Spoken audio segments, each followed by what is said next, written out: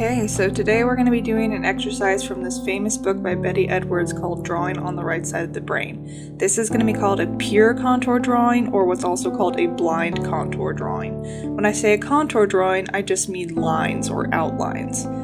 So let's think about if I were just to ask you right now to draw a hand, and you weren't even thinking about it. Most of us would draw something like this.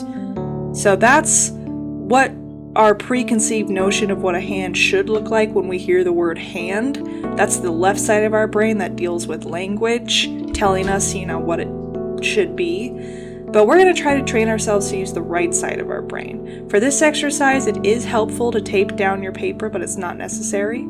So what you're going to be doing is I'm going to be looking at my hand. I'm going to position it above my paper so that I'm not looking at my paper at all. I'm holding it up over here. So the idea for this exercise is not only are you never once looking down at your paper, you also never pick up your pencil. Your pencil stays in contact with the paper the entire time. So the reason that I don't want to look down at my paper is because I want to force my brain to focus so hard on the thing that I'm drawing. I want to focus on every single little detail. Notice how I'm drawing all the little wrinkles on all of my knuckles. I'm drawing the fingernails. Obviously, since you're not looking down at your paper, it's going to turn out looking a little bit weird because you might lose your place on the paper and not realize it. But the point of this is not for the end result to look beautiful. The point of this is to force our brains to look and draw exactly what we see. So there's my first drawing. Obviously not beautiful, but I was focused on what I was drawing the entire time, which forced me to look at those details that I would normally overlook. So now I'm going to hold my hand in a peace sign position and I'm going to do it again. So again, we're trying to use the right side of our brain, which is going to look at details and visual things and allow us to just focus on drawing exactly what we see.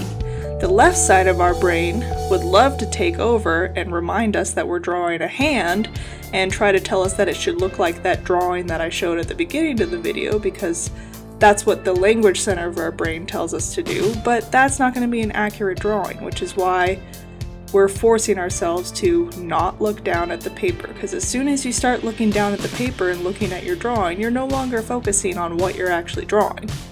So for this third drawing, I'm going to hold my hand in sort of a fist like this. So it's going to be really tempting for you to want to look down at the paper and see what you're drawing, but you have to force yourself not to. You also have to keep in mind that your pencil should be in contact with the paper the entire time, which is also hard for us to do, but it's something that we gotta just force ourselves to do for this exercise, alright? So look at all the little details on your hand. There's so many different little wrinkles and little textures and details on your hands, and you're trying to capture as many of those as you can.